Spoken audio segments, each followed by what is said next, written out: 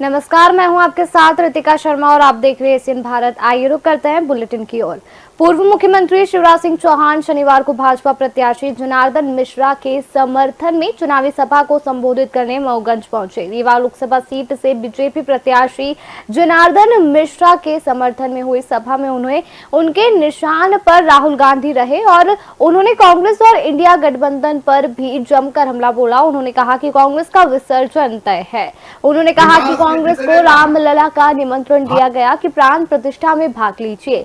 सब दर्शन करना चाहते थे, लेकिन कांग्रेस की बुद्धि में मंथरा बैठी थी, मना कर दिया। उन्होंने कहा कि कांग्रेस के माथे पर इतना बड़ा कलंक लगा कि जब तक सूरज चंद्रमा और भारत की भूमि रहेगी तब तक लिखा रहेगा कि कांग्रेस ने रामलला की प्राण प्रतिष्ठा का विरोध किया। कांग्रेस को इस चीज के लिए देश की जनता कभी माफ नहीं करेगी। पूर्व सीएम शिवराज सिंह चौहान ने कहा कि कांग्रेस की सबसे बड़ी नेता सोनिया गांधी चुनाव नहीं लड़ रही, चुनाव के मैदान से पलायन कर दिया। उन्होंने इंडिया गठबंधन और कांग्रेस पर जमकर हमला बोलते हुए कहा कि इस बार चुनाव में कांग्रेस का विसर्जन तय है।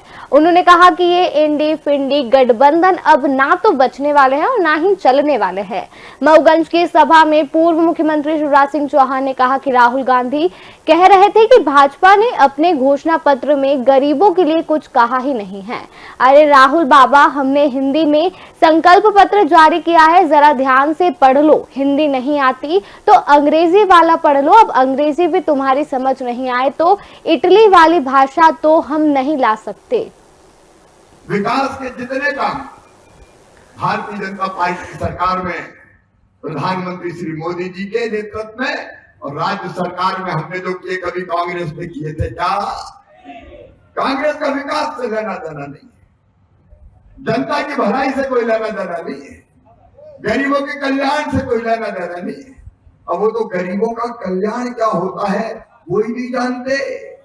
राहुल गांधी कह रहे थे भाजपा ने अपने घोषणा पत्र संकल्प पत्र में गरीबों के लिए कुछ कहा ही नहीं। राहुल बाबा, अरे हिंदी में हमने घोषणा पत्र संकल्प पत्र जारी किया है, जरा ध्यान से पढ़ लो।